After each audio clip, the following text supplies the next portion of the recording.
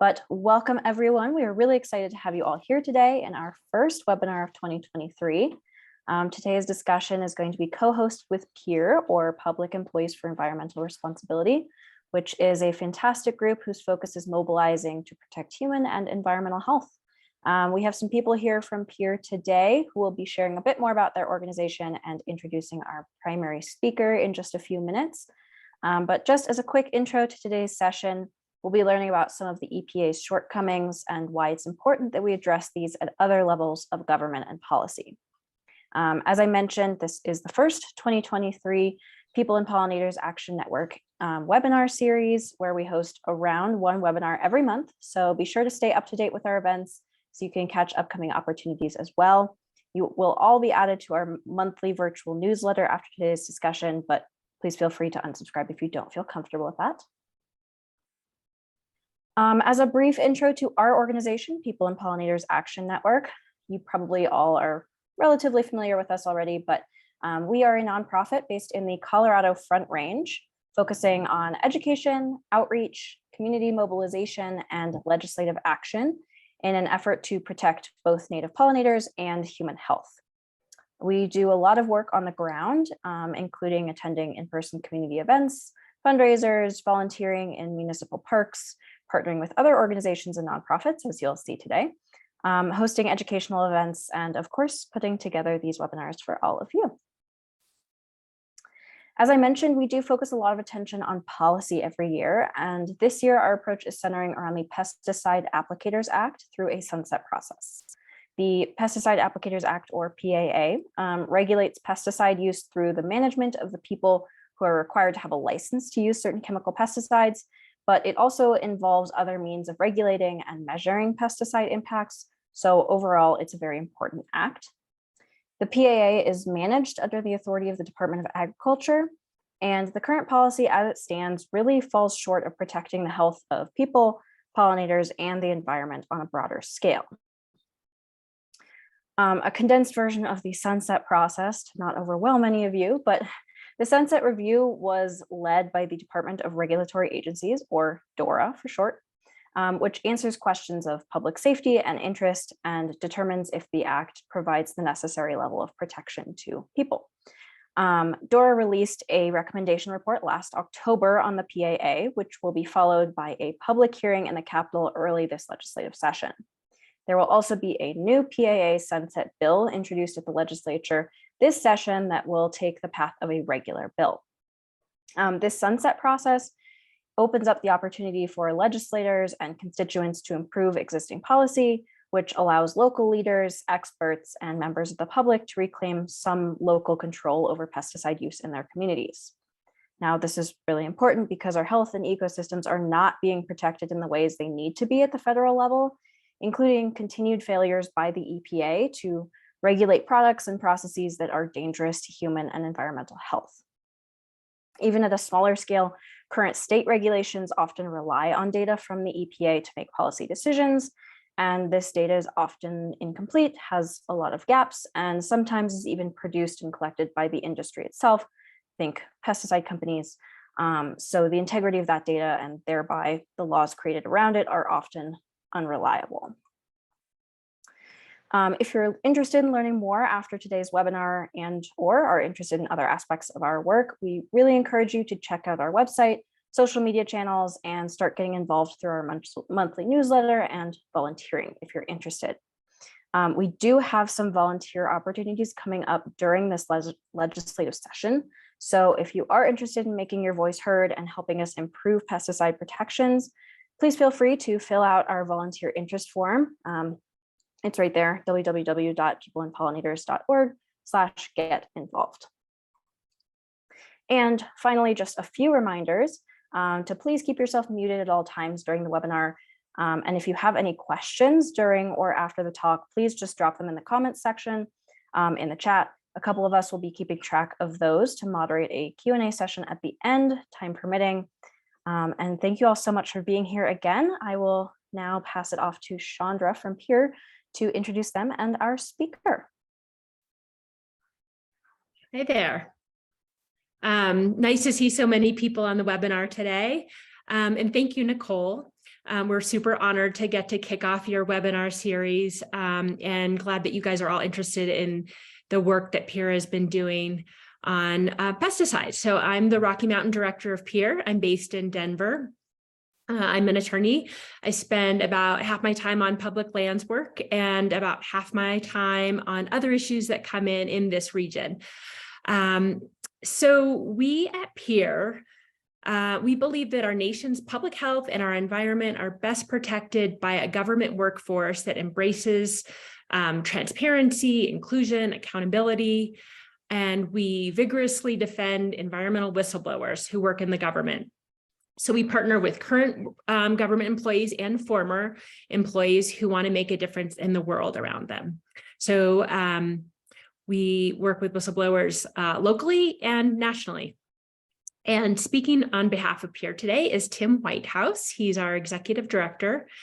Tim has a broad environmental background. He's worked on a wide range of environmental issues with governments, businesses, nonprofit organizations, and community groups.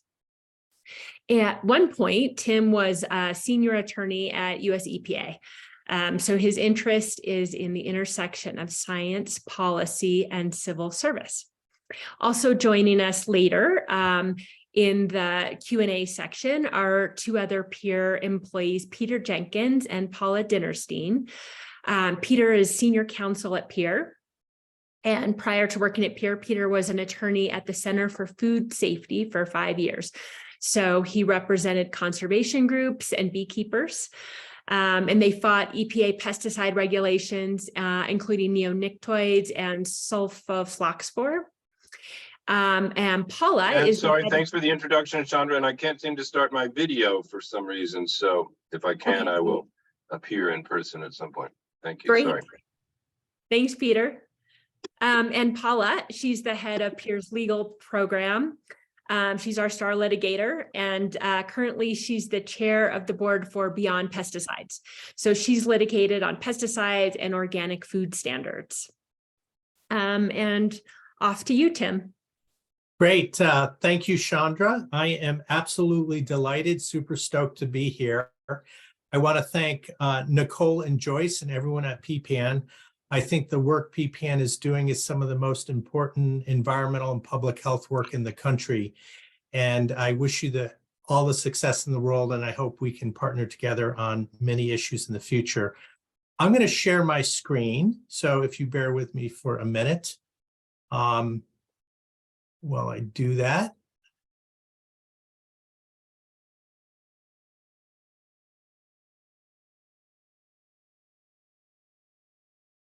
So I am going to talk a little bit about EPA's broken pesticides program. I'm going to build upon what Chandra talked about how PEER works.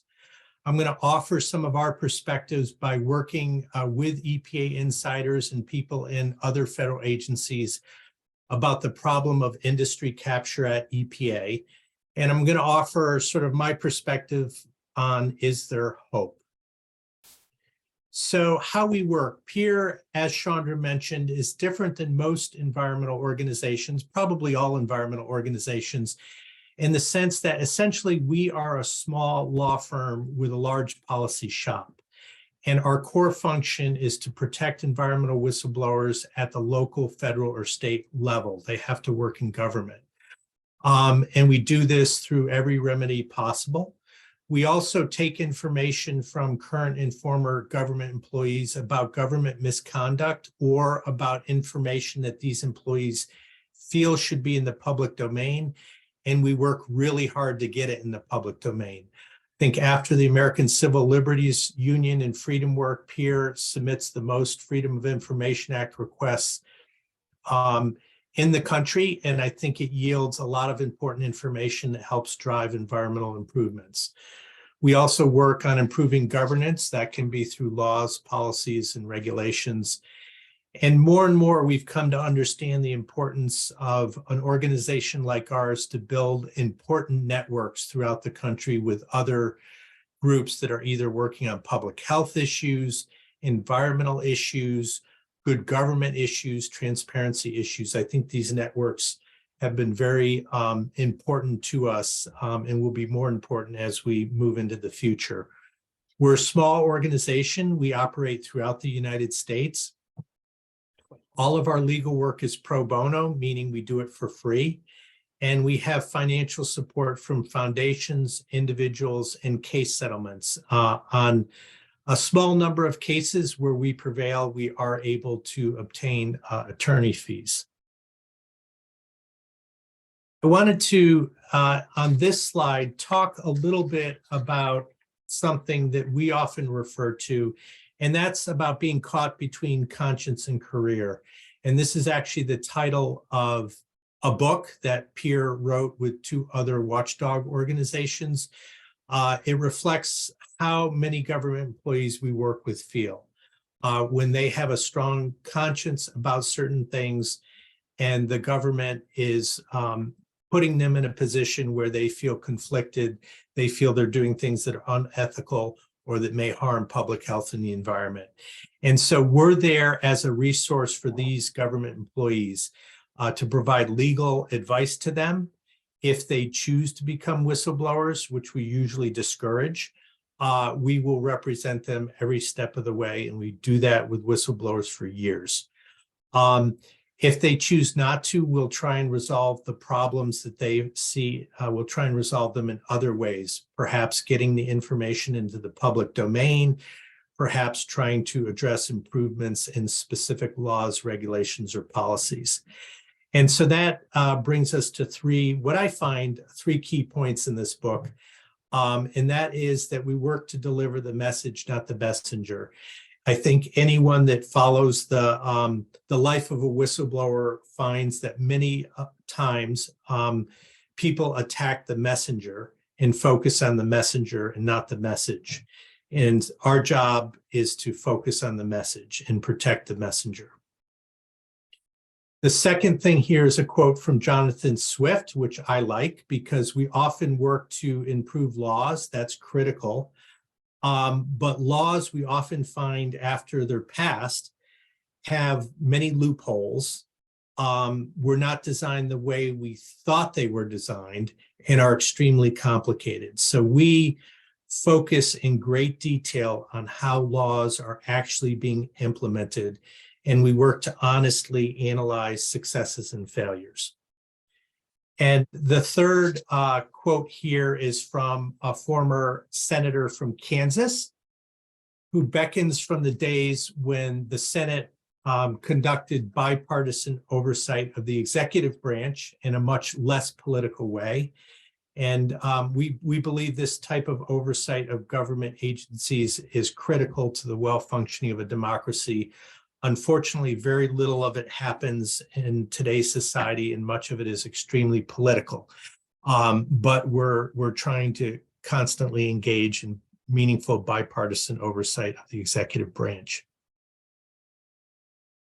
The next slide is I'm going to talk about industry capture. So this has been something that's ebbed and flowed throughout the history of the United States, the degree to which industry and powerful people capture the systems of governance. And this is a picture from maybe the robber baron days when a small number of families controlled by men controlled large swaths of government agencies, and they were primarily in the steel and the forestry and the railroads and the oil and gas industries.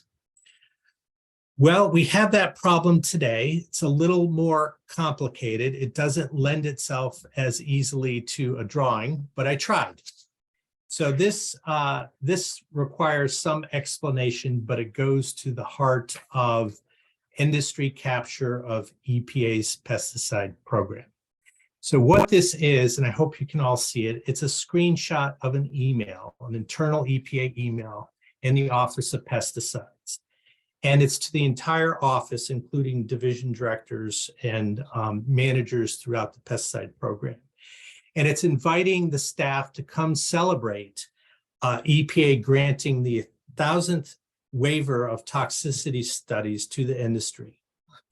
And those of us that have watched this, this office were not surprised by this email, people that rush things through, staff that rush things through, staff that approve things quickly, staff that don't question their management, do well in that office. Staff that don't, that raise questions, that raise concerns, are generally forced out of the office and have to leave.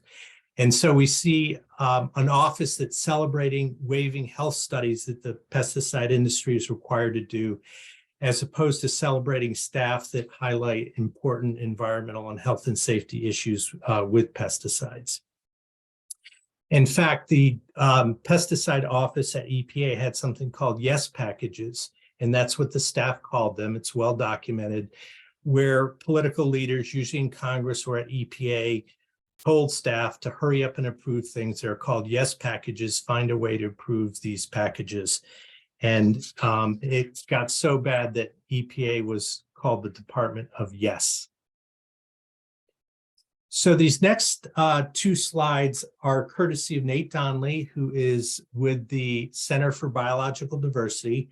As I was reading through information, I just asked Nate if I could borrow his slides because I think he summarized the problem very well in terms of how it impacts the United States. And what we see is in the United States, a huge amount of pesticides are being used, huge number and huge quantities that are banned in other developed nations because of health risks. So there are more than 85 pesticides still in use in the United States that are banned in the European Union, China, or Brazil. 10 of the 25 most commonly used pesticides in the US are banned in one of these places. And so we often hear that to ban a pesticide would result in horrible economic consequences throughout the United States. And in fact, in some instances that may be true, but certainly not in all. The European Union has less agricultural land than China, yet the export value of its agricultural products is higher than the US, China, Brazil combined. And if you travel through the European Union, talk to farmers, there is a huge organic movement. There's a huge understanding of the need to use less pesticides. So why is this happening? You know, it's industry capture. We talked about that. EPA's pesticide office really hasn't taken any significant actions over the last 30 to 50 years.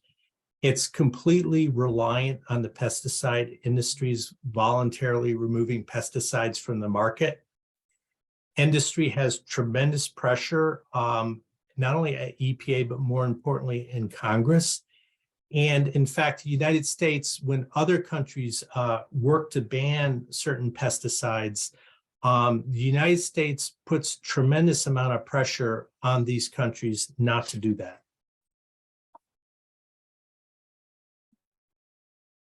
So I wanted to talk specifically about what some of the whistleblowers that we've worked with have said and are saying. Everything we hear confirms and in fact documents government misconduct. It documents a revolving door between government and industry. In fact, many people that stay at EPA for any length of time, if they stay in the pesticide office, many of them move, particularly after they receive management positions, into the industry. We've seen numerous instances of EPA retaliation against scientists, and this creates a culture where dissent is really not allowed in these offices. And we've also seen, and I've mentioned this several times, but I'll repeat it, is the capture of EPA, federal agencies, and Congress. On the left, we have a webinar we had on whistleblowing at EPA. There's a link to it at the end if any of you want to explore some of these issues more. But we represent currently 5 EPA whistleblowers who were formerly in EPA's new chemicals program, which suffers many of the same problems as the pesticides program. And they've documented in great detail how EPA managers routinely ignore chemical risk calculations. how EPA managers have doctored and changed health risk assessments to mask hazards, and in one instance, how they hid cancer dangers of a green chemical that EPA promotes. On the right-hand side, you'll see a picture of a scientist at USDA, a former scientist. So the problem is very deep at USDA 2, where peer represented Jonathan Lundgren, the scientist, after the USDA's research arm tried to stifle his research on the effects of pesticides on honeybees in the environment, and worked really hard to fire Jonathan. And with peer support, EPA, we were able to extract him from USDA, get him to leave on his terms, and he's now working on a research farm in South Dakota, continuing his research on good agricultural practices that minimize the use of pesticides. I mentioned we bring information to light. So oftentimes, as I mentioned, when former or current government employees come to us, we want to protect them, and we want to bring information into the public domain so that environmental groups, public health groups, politicians, elected officials can act on it. So we often work with the press. You can just look at our website or Google Peer, and you can find a lot of the issues we're working on. Expands the spectrum from chemicals to climate change to water issues. We've even represented arms inspectors and contractors for the military. So, but in terms of the chemicals and pesticide area, it's been in the last, I would say, 3 to 5 years, some of the most intensive work we have done. There's a series in The Intercept, which is a news investigative website done by Sharon Lerner, who's now with ProPublica. But for those of you that want to dig deeper into this problem, I think she did a wonderful series of like 12 to 15 articles on EPA's capture by the chemicals and pesticide industry that go into great detail, very well researched.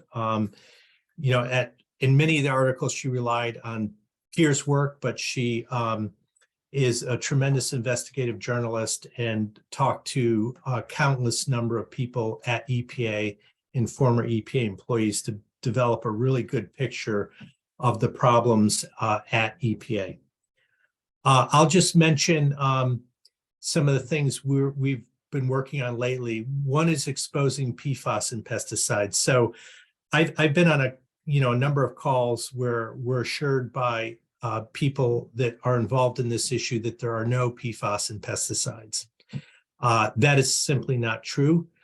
Testing by peer, looking in EPA databases, independent investigations by writers and journalists have revealed that there are a tremendous amount of PFAS in pesticides. And this can come from contamination of the barrels, but it also can come from them being added as adjuvants or making their way into pesticides through means that we're not quite sure of.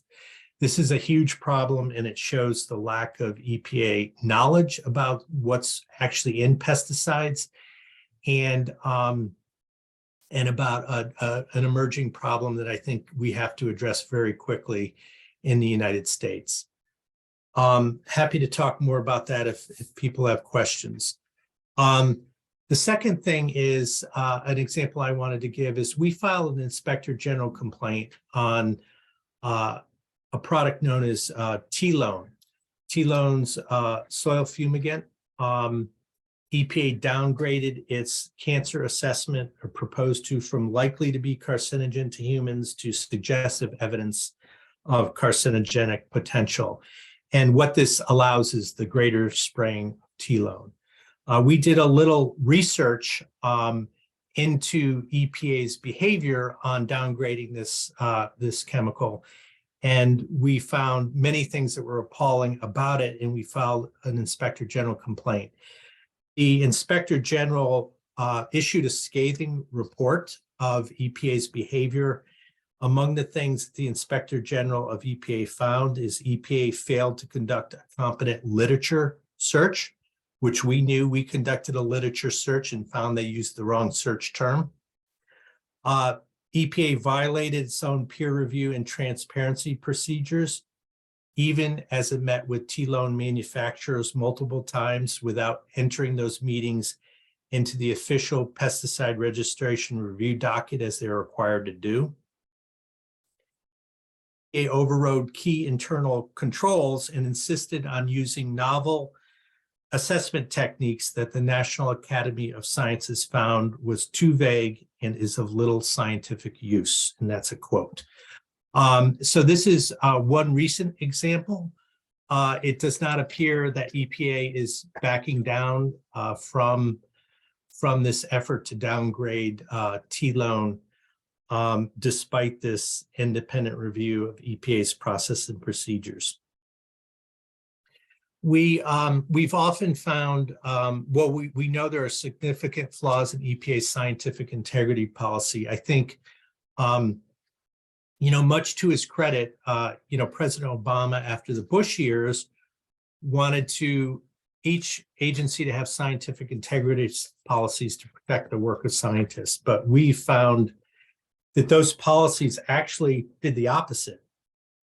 So scientists might complain and file a complaint, but they were immediately outed to their supervisors, and their supervisors were often involved in determining whether the complaint against them had any merit. And the scientific integrity policy officers within these agencies, including EPA, have no real power, and there's no enforcement mechanism. So the policies actually had the opposite effect as to what they're intended to do. And so we've worked very hard working with a number of government employees to improve these policies. But I say this because agencies will often say, we have the best policies on earth. And these are just policies. In fact, there are significant flaws in them, and EPA's promised to improve its policy, and we're going to hold their feet to the fire on that and make sure they do. We're highly skeptical, though. Ultimately, scientific integrity requires oversight and change of culture within the agencies. We're also very involved in writing and advocacy work based upon all the information we get from whistleblowers and from working with federal employees.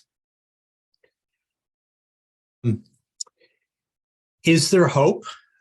Yes, it's a lot of hard work. Let's not minimize that. The path to success is extremely difficult in this field, and it must occur at all levels of government.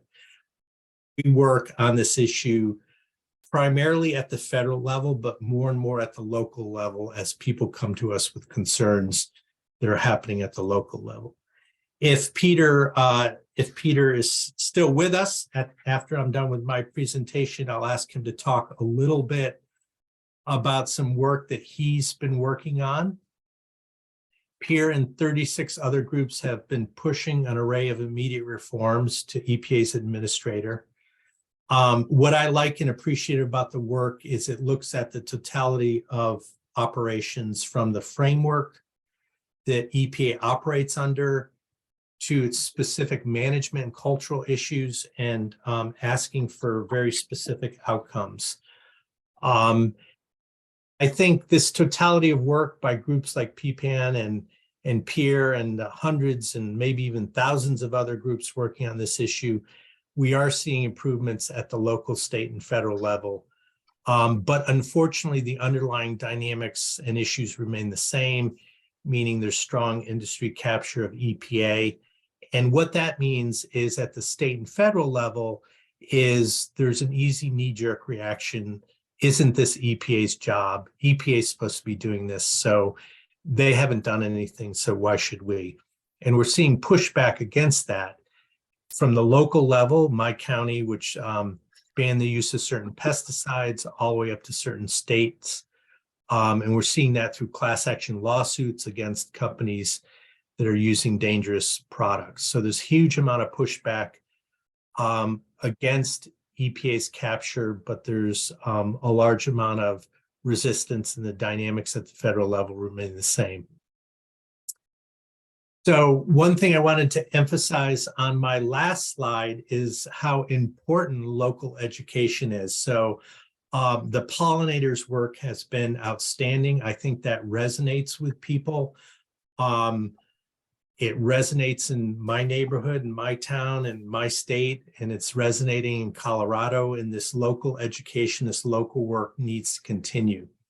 You'll notice a picture here between the Colorado license plate and the bee, and this is what we're up against. So this is my local community. I live in a small rural town in Maryland.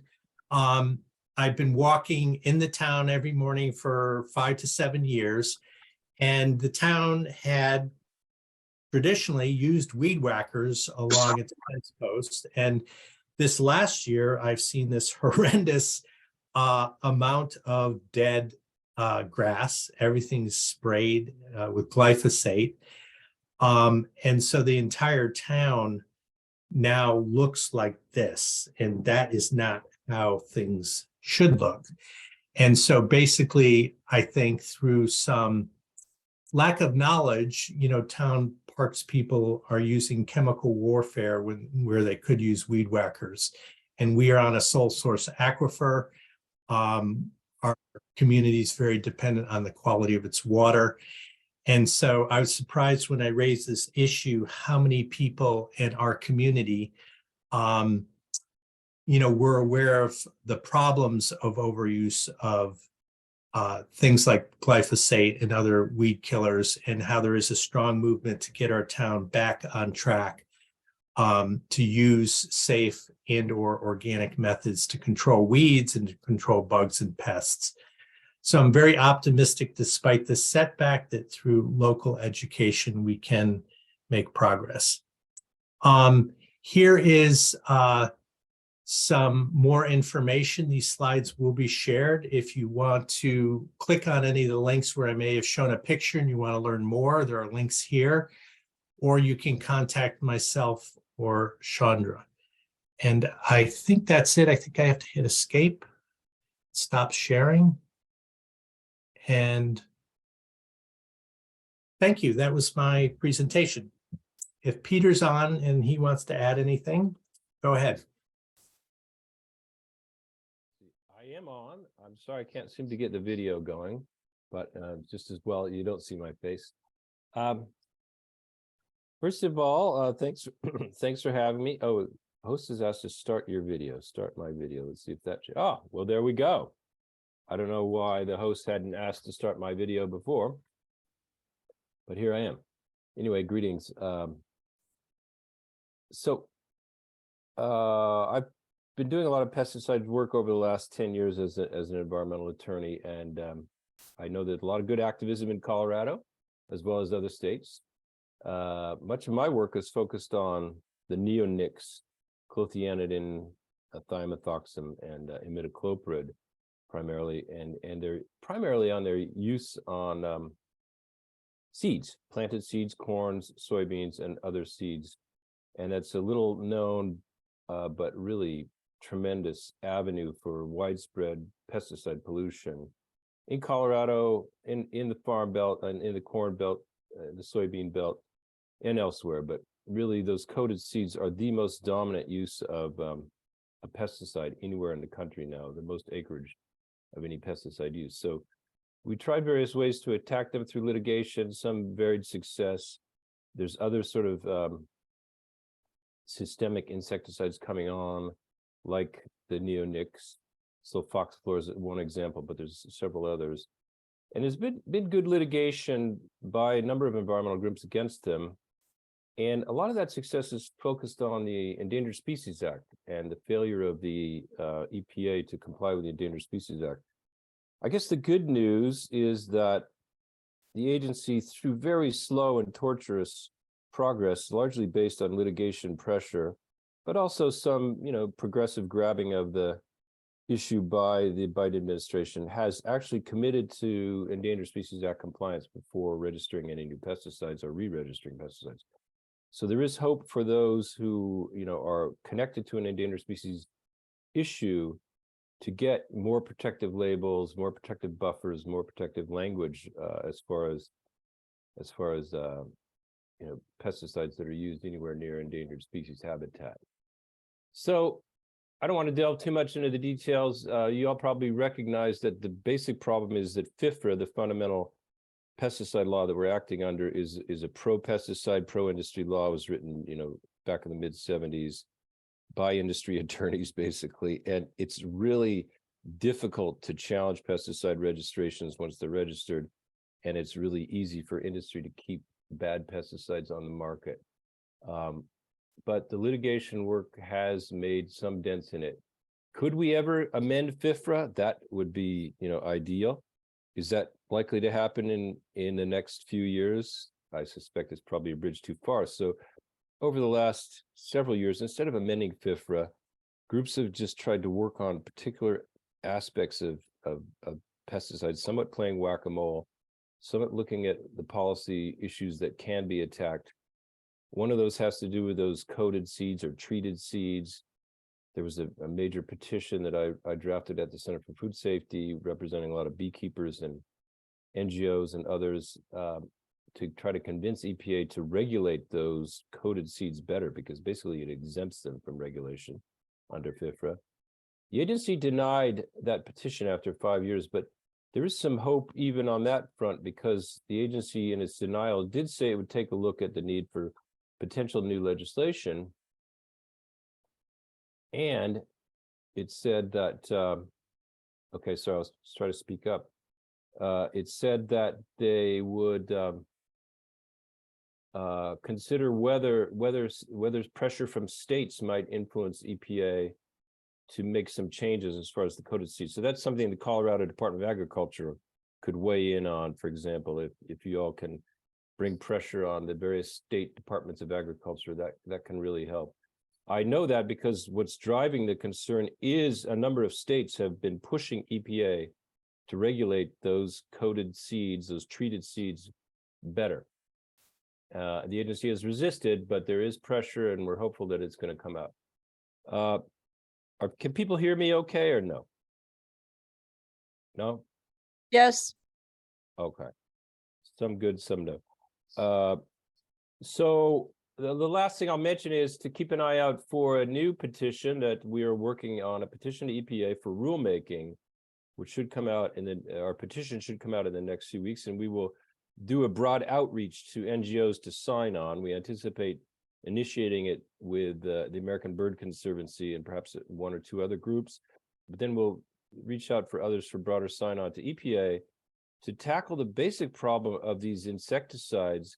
Is that many of them just are not producing real benefits for the farmers. They're used prophylactically. They're the opposite of integrated pest management. They're a cheap insurance policy that the industry has pushed onto grain farmers, corn and soybean and others, wheat, to use these insecticides on their seeds, even though they don't need to. So there's a lot of pollution that results out in the environment for no benefit whatsoever. Been study after study showing that in many, many instances, these insecticides are totally unnecessary. They don't increase the yield, yet they're being used. So that's another area we're going to try to get the agency to look at reality and do the right thing. Stay tuned on that. Sorry if some folks are having a hard time hearing me, but I'll stay on tap if there's any questions and turn it over to Paula.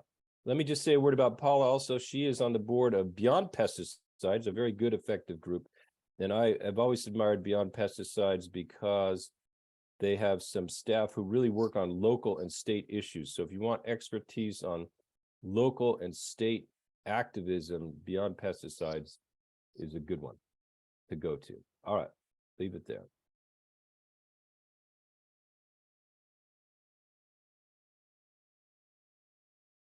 So, hi. So as Peter mentioned, I am on the board of Beyond Pesticides and also an attorney for PEER. My work with Beyond Pesticides, I mean, I've been involved with that organization in one way or another for probably 30 years. And I think one of the basic conclusions that the leadership of Beyond Pesticides has come to through its many years of work is that, yes, it's important to try to ban particular pesticides, to ideally change the pesticide law and so on. But what is the limited effectiveness of that leads to a conclusion that what we should really be doing is promoting a transition to organic agriculture and non-toxic land management for non-agricultural lands, such as playing fields and parks and even people's yards.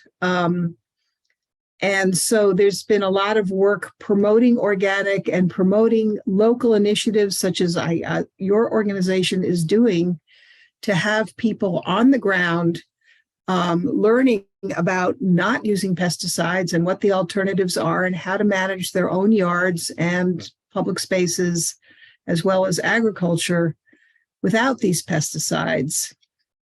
And so there's a major, as Peter mentioned, there's a lot being done on the local level, major push in that direction, partly because of the frustrations of trying to change things on the federal level, although we certainly haven't given up on that. And Tim mentioned that in Maryland, the county that actually the three of us all live in, has banned certain pesticides, and we have a local law that people cannot use cosmetic pesticides on their lawns, toxic pesticides. This happened because Maryland is one of only 7 states where the state has not preempted local jurisdictions from taking action on pesticides that is more restrictive than what the state has done. And I know that in Colorado, there has been some efforts to change the law so that Colorado also doesn't have preemption. So when in states that do have preemption, which is most of the states, there is that limitation on what local jurisdictions can do. They can't just ban pesticides. However, they can set an example and show how it can be done by regulating pesticides on the land that belongs to the jurisdiction, so belongs to a town or a city or whatever. They can decide not to use pesticides and to use organic practices on their own land. And so that's what's happening in a lot of places that do have preemption. So I think that's, if people have questions, we're more than happy to answer them, but I think those are the main things that I wanted to put out there. Perfect. Thank you guys so much. That was all just so informative. I know I learned a lot. We do have a few questions that were dropped in the chat. I would say I'll just ask the question, and whoever feels like of the speakers, they can address that, just jump in. So first question, I think this one's really aimed at Tim. From your slide that was showing the email with the 1,000 studies that had been thrown out, the commenter noticed that that was from 2018 and asked if employee intimidation and backlash has continued through the Biden administration as well, if it's still a very prevalent issue or if maybe it's less so now. Yeah, great question, Nicole. And I think the short answer is we're not quite sure. So I think the Biden administration, so let me preface this by being a former employee, putting my former EPA employee hat on. Cultures take a while to change in the government. So I think the Biden administration, as Peter mentioned, wants to make some progress on pesticide issues. I think there continues to be a real problem with the culture in these offices and employees being pressured to approve things, and employees being evaluated by how quickly they approve things by, as opposed to how many questions or concerns they raise. And when they decide to slow down or raise questions for a young scientist, it can create tremendous pressure on them. So I don't know the answer to how many studies have been waived, but I know it's still a problem since 2018. So for example, T-loan is a new problem that happened under the Biden administration, which I talked about. Right, thank you. Next question, should we consider EPA web pages that are on things like PFAS to be accurate and reliable, or should we really be questioning everything that's coming out of them? So I think particularly on PFAS, EPA is way behind the curve on this.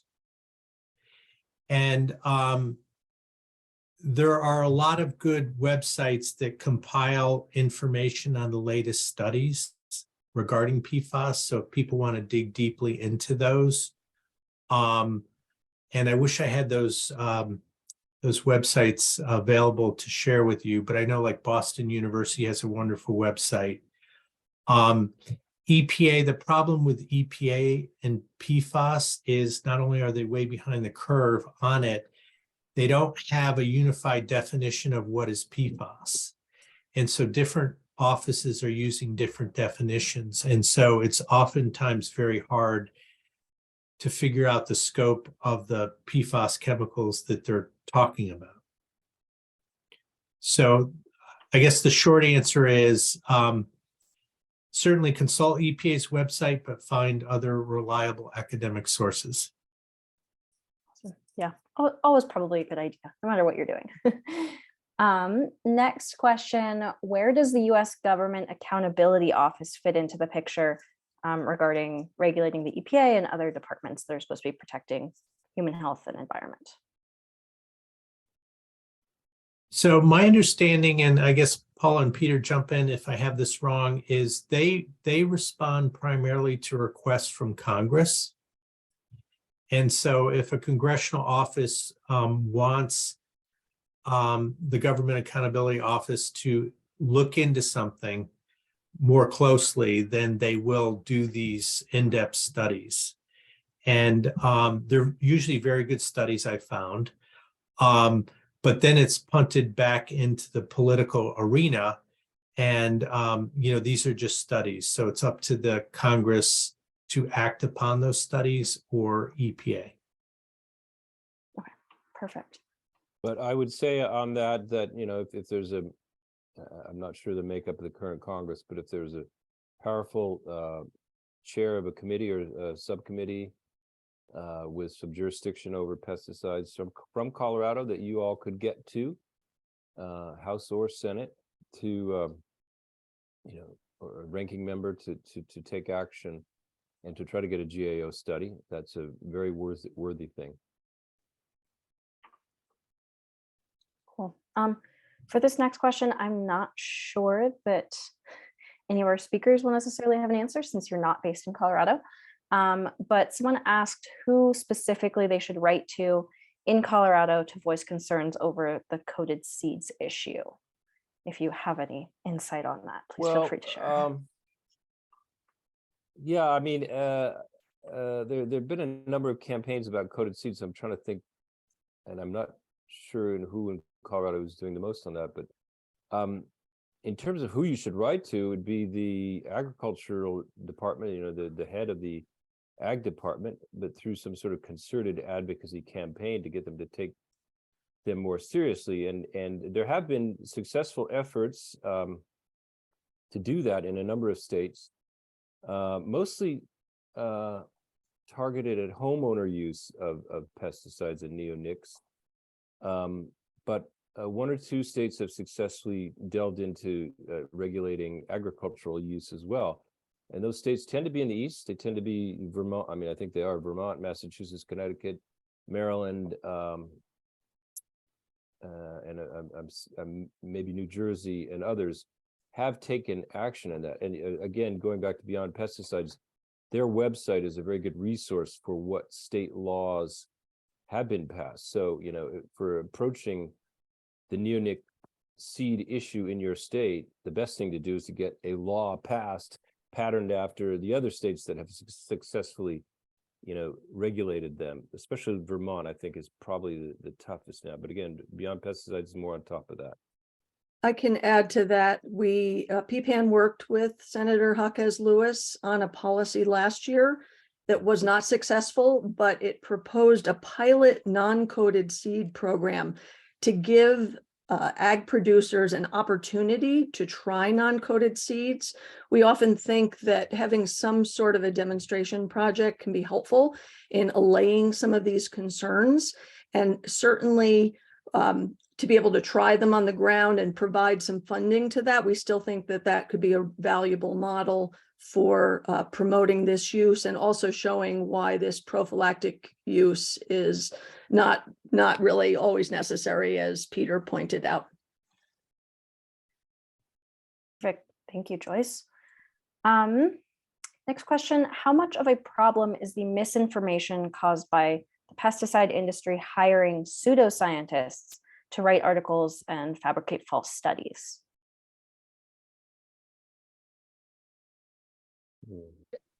I think there's a lot of that going on, and one of the places that has come out is like in the lawsuits that people brought, like individuals brought lawsuits about damage from glyphosate, and in discovery, they which is when you can ask the other side in a lawsuit for documents and information, you know, they found all kinds of evidence that these companies, Monsanto and others, you know, were hiring scientists to put their names on articles that basically Monsanto scientists wrote. And, you know, that they have big also PR campaigns, even things like in the schools, you'll see, you know, little educational materials that they manage to get into the public schools about how pesticides are great and are, you know, ensuring that we all have plenty to eat. So that I think there's many fronts to that, you know, and these are big corporations that have lots of money to spend to try to defend their products on a lot of different levels in a lot of different ways. Totally, yeah. Very complex issue, as we all know, and are continuously learning. This next question, Joyce, you may be able to jump in, but anyone who has an answer, please go for it. Someone asked, how do we work on removing preemption in Colorado? There currently is a pesticide preemption at the state level in Colorado, and that provision is in the Pesticide Applicators Act. So if you're interested in having a voice in removing that, this harkens back to the introduction that Nicole gave about this Pesticide Applicators Act sunset review process that is currently in motion. There will be a public hearing soon at the legislature about the Applicators Act. Certainly be in touch with us if you'd like to get involved, or feel free to follow the process. And that's an opportunity to voice your interest in removing preemption so that local governments have some control over pesticide use. And to be clear, the Department of Agriculture would still retain exactly the controls they have over pesticide use today. None of that would change. It would just allow local governments to have some stricter controls so they can better protect special natural resources and human health. Yep. So if you're interested in helping out, again, visit our website. You can sign up to volunteer. We will have policy volunteers this year. So that's a great way to get involved. Okay, we have two more questions, and looking at the time, I think that's probably about all we'll have time for. But if anyone has any last second questions, please put them in the chat so that we can get to those. What is your take on using herbicides to restore native habitats and ecosystems for, in this case, I think they're talking about like public employees, government employees who are tasked with this kind of thing? Should there be more in-depth literature that studies the ways to do this in a relatively safe way. So I can say a little bit about that, and maybe others can join in. So, for instance, we were involved in a case about the use of pesticides on national wildlife refuges. And, you know, one of the things that was going on there was that there was a claim, you know, that the way to bring back sort of a native landscape is to take these herbicides and wipe everything out so that you're practically down to, you know, we have a cardboard environment here, and then start over. And I think that is not the way to go about it. I mean, there's more and more evidence that pesticides like glyphosate are harming soil microorganisms that support plant life and support the ecosystem. And it's not simply harmless, like you can just wipe everything out and start over with these herbicides. I think we need to find better ways to do that, you know, that are not causing more harm than help. Absolutely. Okay.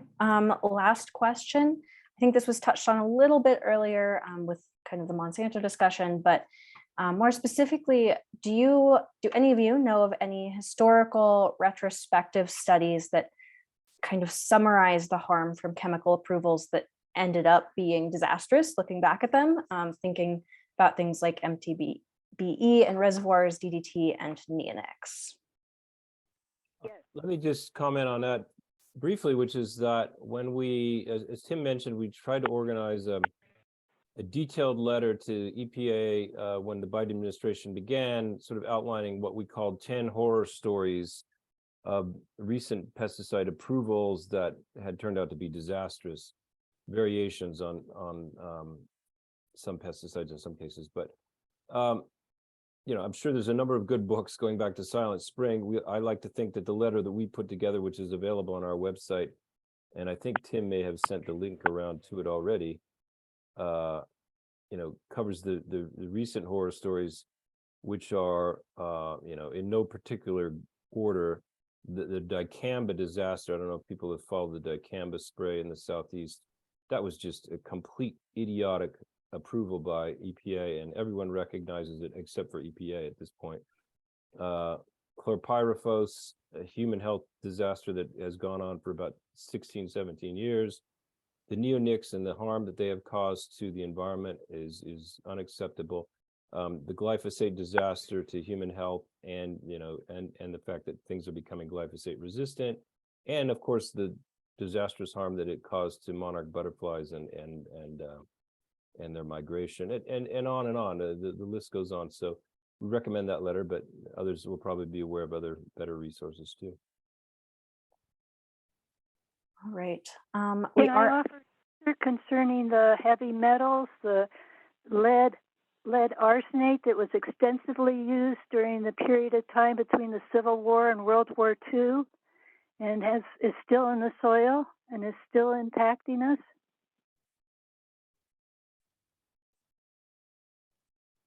Did you have a question about that, or was that just an addition? I'm suggesting that those are pesticides that are still a harmful reminder that pesticides can cause problems even long after they've been banned. Absolutely. Yeah. Yeah, wonderful point. Thank you. Like DDT is still being found all over the place, you know, 50 years after we took it off the market here. Yep. That's why it's so important that we do this work now before it's too late. So speaking of that, we are at time. Thank you all for joining us today. Thank you so much to all of our speakers. You guys were amazing. I learned so much. I hope everyone else here did too. And as a reminder, as people are heading out, we will be sharing these slides that were shared today, as well as a recording of the whole webinar. So yeah, we hope that you have a great rest of your Wednesday. And thank you all again for being here. Okay, thanks. Thank you, Nicole. Thank you, Joyce. Thank you so much to the Pure team. We really appreciate having you all here today.